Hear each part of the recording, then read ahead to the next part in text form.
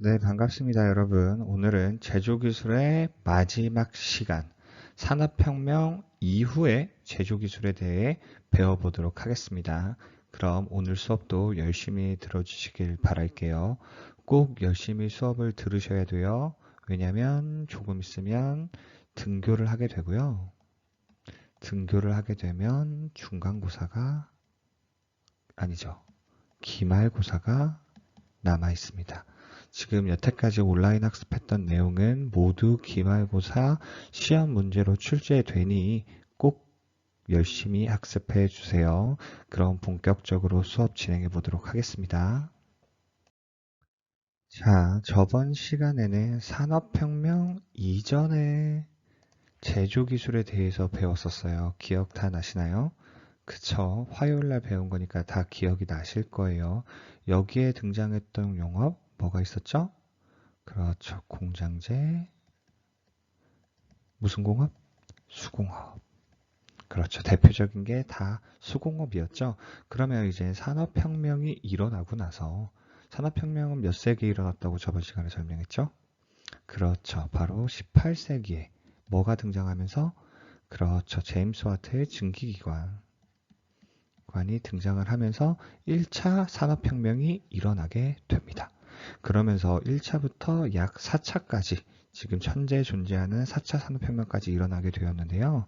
기계화 시대 때는 어떤 것들이 등장을 했고 그 다음에 자동화 시대 그리고 여러분들이 지금 살고 있는 맞춤형 생산 시대까지 제조 기술이 어떻게 발달해 왔는지 알아보도록 하겠습니다. 지금 보시면은 용어가 변경이 되었어요. 바로 수공업 시대, 저번 시간에 배웠던 수공업 시대에서 무슨 시대로 변경이 되어 있죠? 그렇죠. 바로 기계화 시대가 등장을 하기 시작을 합니다. 이 기계가 등장한 거는 바로 18세기 산업혁명 이후인데요. 산업혁명. 음, 산업혁명 이후 기계화 시대로 변경이 된 건데 이 산업혁명을 기점으로 잡은 사람은 누구라 그랬죠? 여기 등장을 하네요. 바로 제임스 와트가 만든 증기기관이 등장을 해요. 이 증기기관이 뭔지 그리고 내연기관이 뭔지 그리고 전동기가 무엇인지는 바로 다음 장을 넘어가면서 이 세 가지에 대해서 하나하나 깊이 있게 알아보도록 합시다. 다음 장으로 넘어갈게요. 앞부분에 계속 등장을 했던 증기기관이 무엇인지 드디어 그림으로 나오게 됐네요. 산업혁명의 주축을 이루었던 제임스 와트의 증기기관이 바로 이런 식으로 생겼어요. 이 제임스 와트가 만든 이 기계, 증기기관이라는 것은 외형기관이라고도 할 수 있는데요. 외형기관. 외형기관이라고 하는 것은 동력을 발생시키는 부분이 이 부분이 동력을 발생시키는 부분이에요. 이 동력이라는 것은 움직이는 힘인 거죠. 그런데 사람의 힘으로 움직이는 힘이 발생하는 것이 아니라 바로 이 그림처럼 기계의 힘으로 움직이는 힘을 발생시킨다고 해서 기계화 시대가 등장을 하게 된 거예요. 앞부분의 수공업 시대에는 누가 다 했죠? 네, 맞습니다. 바로 사람이 다 했어요. 그러다 보니 숙련된 기술공들이 등장을 했고, 그걸 칭하는 용어가 무엇이었죠? 네, 맞습니다. 바로 여러분들도 잘 알고 있는 장인이라는. 그런데 이러한 장인들이 해야 될 것들을 누가 대신해 주나요? 그렇죠. 바로 기계가 대신해주고 있는 거예요. 그래서 산업혁명 이후의 시대를 기계화 시대라고 부르게 된 겁니다. 지금 옆에 있는 이 자동차 그림을 왜 들고 왔냐면 지금 보이는 것과 같이 이 내부, 여러분 자동차를 타게 되면 운전석이나 여러분들이 뒤에 타고 있는 조수석 같은 경우에서는 이 엔진이 보이나요? 안 보이나요? 그렇죠. 안 보이지만 자동차 이 본네트를 열어보면 이런 식의 그림에 등장하는 엔진이 들어가 있어요. 근데 자동차 내부에 들어있잖아요. 그렇죠. 동력을 발생시키는 기관이 내부에 있다 그래서 내연기관이라고 부르는 겁니다. 이게 바로 내연기관이에요. 지금은 외연기관을 사용하는 것은 거의 없고 다 내연기관을 사용하고 있습니다. 여러분들이 타고 있는 비행기, 기차, 모든 것들이요. 무슨 말인지 아시겠나요? 자, 전동기는 여러분들이 흔히 알고 있는 모터라고 생각을 하시면 돼요. 무슨 말인지 알겠나요? 그래서 이렇게 사람의 힘이 아닌 증기기관, 내연기관, 전동기 등의 기관으로 얻는 힘을 생산하여 기계의 동력 원료를 사용해서 기계화 시대라고 부르게 된 겁니다. 어떻게 여러분들 조금 이해가 되시나요? 네, 좋습니다. 그럼 다음 장으로 넘어가도록 할게요. 그런데 이젠 산업혁명 이후 기계들이 많이 발전을 하기 시작을 해요. 이 기계들을 만드는 것 역시도 다 무슨 기술? 제조기술인데 이 제조기술이 발달하면서부터 기계들, 사람들을 편리하게 해주는 제품을 만들어주는 다양한 기계들이 등장을 합니다. 지금 이 그림은 앞부분에서 공장제, 무슨 공업? 수공업. 그렇죠. 수공업 시대의 그림을 들고 왔는데 이 오른쪽에 있는 게 바로 공장제, 무슨 공업? 그렇죠. 바로 기계공업 사진이에요. 지금 이 두 그림의 차이점을 보시면 사람이 어디가 맞나요? 그렇죠. 이쪽이 사람들이 굉장히 다수가 있고 공장제 기계공업. 기계공업에는 사람을 찾아볼 수가 있나요? 그렇죠. 이 사진은 조금 극단적이긴 하지만 사람이 아예 없진 않아요. 어떤 사람들이 등장을 할까요? 그렇죠. 이 기계를 관리해주는 사람만 있으면 되는 거예요. 관리해주는 사람. 그래서 사람들이 해야 될 걸 누가 다 한다? 그렇죠. 기계가 다 한다. 그래서 등장한 게 바로 공장제 기계공업 시스템입니다. 그런데 사람들이 하는 것보다 기계들은 지치나요? 안 지치나요? 그렇죠. 기계들은 여러분들이 알고 있는 기름, 뭐가 있죠? 예전에 배웠는데. 그렇죠. 휘발유, 경유, 이런 것들만 주어주면 계속적으로 일을 할 수 있단 말이에요. 그래서 무슨 생산이 되기 시작했을까요? 그렇죠. 동일한 제품을 대량 생산하기 시작합니다. 어떻게 조금 이해가 되시나요? 그럼 다음 장으로 넘어갈게요. 그래서 이 기계화 시대 때에는 대표적으로 바로 일관 생산 방식이라는 것들이 등장을 합니다. 공장제 기계공업이 등장을 하는 거로 공장제 기계공업 공장제 기계공업이 등장을 했으니까 이런 식으로 일괄적으로 한 제품만 생산을 하는 거예요. 이젠 컨베이어 벨트는 저번에 수공업 시대에도 봤지만 이런 것들을 컨베이어 벨트라고 부르는 건데 이 컨베이어 벨트에서 동일한 작업만 하는 거죠. 이 사람은 예를 한번 들어볼게요. 지금 이 사람들로 알겠죠? 지금 여러분들은 인형을 하나 만들려고 합니다. 인형을 하나 만들려고 하는데 여기에 사람들이 이렇게 있는 거예요. 하나, 둘, 셋. 그런데 이 사람은 인형에 눈만 붙이고 이 사람은 코만 붙이고 이 사람은 다리만 붙이고 이런 식으로 작용하는 것. 그런데 이런 것들을 누가 한다? 사람들이 하는 것이 아니라 기계가 한다. 무슨 말인지 이해하시겠나요? 그러면 일괄 생산 방식 같은 경우는 다양한 제품을 생산할 수 있나요? 없나요? 다양한 제품. 생산 OX. 가능할까요? 못 가능할까요? 그렇죠. 다양한 제품은 생산할 수가 없습니다. 왜 그럴까요? 그렇죠. 계속 똑같은 모양의 똑같은 작업만 반복하게 돼서 일관 생산 방식이라고 부르는 거예요. 무슨 말인지 이해가 되시나요? 네, 좋아요. 그럼 다음 장으로 넘어가 보도록 할게요.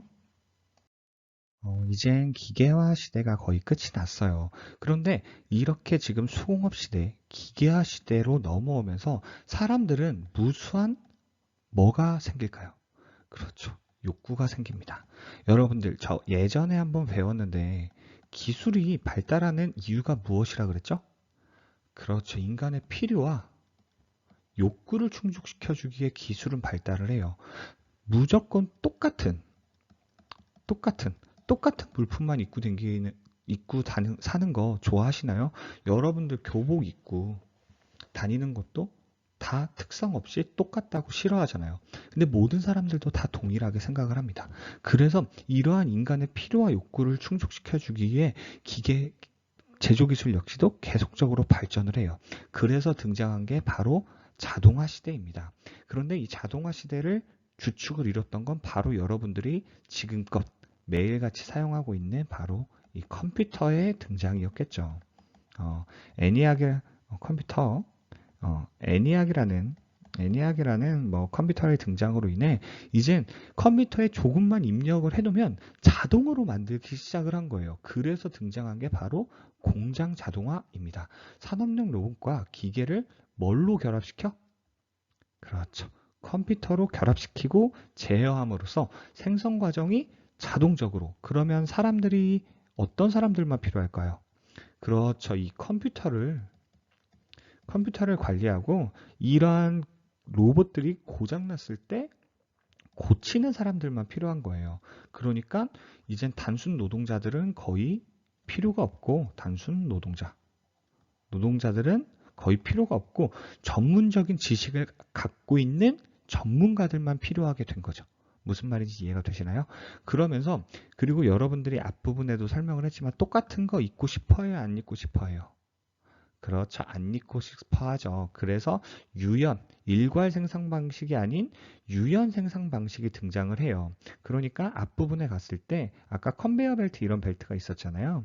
이런 벨트에서 계속 이 사람이 눈만 붙이는 것이 아니라 이 사람은 환한 눈도 붙이고 이쁜 눈도 붙이고 쌍꺼풀이 있는 눈도 붙이고 하나의 생산 라인에서 다양한 제품이 생산 가능한 방식으로 다품종 소량 생산, 이거 꼭 좀 기억을 좀 해주세요.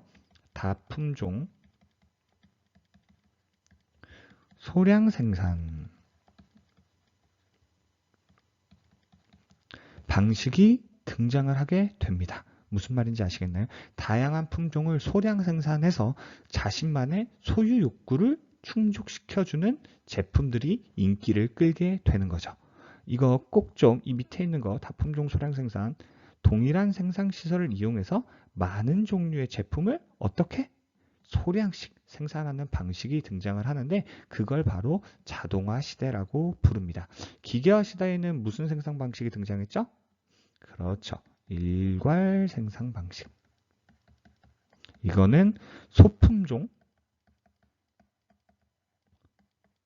대량 생산입니다. 아시겠나요? 좋습니다. 그럼 다음 장으로 넘어가도록 할게요. 마지막으로 여러분들이 지금 살고 있는 바로 맞춤형 생산 시대입니다. 여러분들도 다 알고 있는 3D 프린터. TV에서 많이 보고 인터넷에서 많이 봤죠. 그리고 스마트 공장. 이 3D 프린터 같은 경우는 등장하는 이유가 뭘까요? 그렇죠. 여러분들 자신만의 소유욕, 충족. 이젠 다른 사람들이 만들어서 파는 것들은 이젠 그것마저도 소량으로 만들어도 여러 사람들이 가지고 있으니까 그것마저도 싫은 거예요.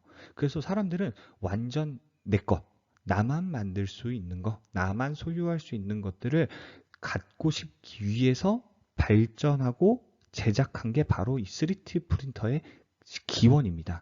그래서 나노 기술의 발달로 새로운 3D 프린터를 생산하는 제조 기술이 발달하게 된 거죠. 이건 역시도 인간의 욕구 충족. 무슨 말인지 아시겠나요? 그리고 이 스마트 공장 역시도 사람들이 이제 컴퓨터 관리도 이제 컴퓨터 이거 관리하는 것도 힘든 거예요. 왜냐면 이거 관리하는 걸 또 다른 컴퓨터에 맡겨보면 어떡할까? 이 컴퓨터가 컴퓨터를 관리해? 그러면 이 컴퓨터를 관리하는 사람? 이것도 컴퓨터에 관리하는 사람. 그래 버리면 이 컴퓨터 100대를 관리하는 사람이 필요해요. 근데 컴퓨터를 10대만 쓰면 이 100대를 관리하는 컴퓨터가 생기네? 근데 이 컴퓨터 하나를 관리하는 사람만 있으면 이 10대를 관리할 수 있는 사람이 생겨요. 그러면 인력은 어떻게 될까요? 한 명이면 충분하게 된 거죠. 그런 식으로 사람들이 조금 더 편하게 모든 것들, 제품을 생산하고 편리하게 하기 위해서 등장한 게 바로 스마트 공장입니다. 그래서 로봇이나 기계가 스스로 생산 통제 수립 일까지 가능하며 시간과 공간 제약 없이 언제 어디서든 제품을 생산할 수 있는 것. 어떻게 보면 유비쿼터스 사회, 그리고 여러분들이 지금 살고 있는 사물 인터넷들, 그냥 외부에서 집 안에 보일러를 조절할 수 있다든지 그런 것들을 통틀어서 스마트 공장이라고 부르게 된 겁니다. 제조기술의 발달로 인해 우리의 삶이 얼마나 편해졌는지 알 수 있겠죠. 그럼 다음 장으로 넘어가서 1차, 2차, 3차 산업혁명이라고 많이 TV에서 때린다네요. 많이 TV에서 알려주고 지금 선생님도 계속 1차 산업혁명, 2차 산업혁명, 3차 산업혁명 이렇게 말을 하고 있는데 그때마다 어떤 변화가 있었는지 하나하나 알아보도록 할게요. 자, 그럼 하나하나 알아보도록 하겠습니다. 1차 산업혁명은 앞부분에서도 계속 말했지만 누구? 그렇죠. 제임스 와트가 증기기관을 만들어서 최초로 기계장치를 이용한 제품 생산이 가능해진 시기라고 보시면 돼요. 그래서 기계가 뭘 발생한다?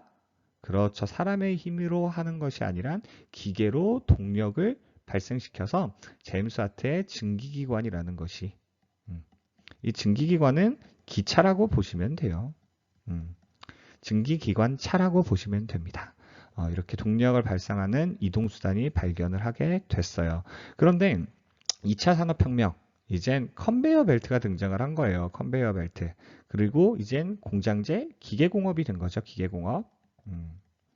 이 기계공업을 등장으로 이젠 대량 생산이 가능하게 된 거죠. 대량 생산. 그래서 전기에너지를 활용한 대량 생산이 가능해진 겁니다. 무슨 말인지 알겠나요? 이걸 그래서 바로 2차 산업혁명이라고 부르고 이때 등장한 용어가 다 소품종 대량 생산. 이해가 되시겠나요? 다 똑같은 자동차만 만들었다는 거예요. 지금처럼 뭐 현대, 삼성, LG, 벤츠, 도요타 이런 것들이 아닌 그냥 다 벤츠예요. 모든 사람이 다 현대였고. 왜냐? 소품종밖에 생산할 수가 없었으니까. 그러면서 이제 우리는 3차 산업혁명이 일어납니다. 한번 넘어가 보도록 할게요. 바로 등장하는 여러분들이 쓰고 있는 바로 이 컴퓨터와 인터넷 기반으로 이젠 컴퓨터가 다양한 품종을 소량 생산으로 그리고 누가? 로봇들이 공장을 자동화하는 이러한 산업이 일어나게 된 거죠. 지금 이 3차 산업혁명도 여러분들이 살고 있는 세대라고 보시면 돼요.